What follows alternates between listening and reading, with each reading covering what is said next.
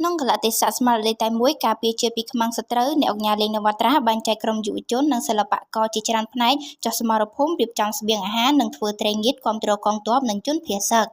ក្នុងកលៈទេសៈស្មារតីតែមួយការពារជាតិពីខ្មាំងសត្រូវអ្នកអង្គការលេងនវត្រាប្រធានសហព័ន្ធយុវជនបូជាការពារយុទ្ធធរបានចាត់តាំងក្រុមយុវជននិងសិល្បករជាច្រើនផ្នែកចុះរៀបចំស្បៀងអាហារដល់សមរភូមិមុខ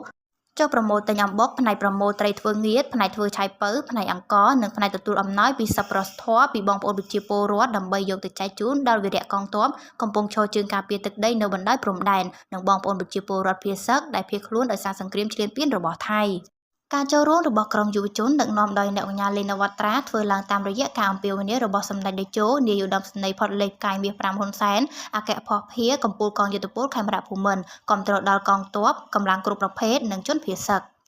នៅពេលជួបការលំបាកស្មារតីសាមគ្គីភាពកាន់តែរឹងមាំការចូលរួមរបស់ក្រុមយុវជនគឺជាការចូលរួមចំណែកលើកទឹកចិត្តដល់កងទ័ពដ៏អង់អាចក្លាហានរបស់កម្ពុជាដែលកំពុងឈរជើងជាប់ជាប្រចាំដើម្បីការពារបូរណភាពទឹកដីនៅតាមបណ្ដោយព្រំដែនកម្ពុជាថៃ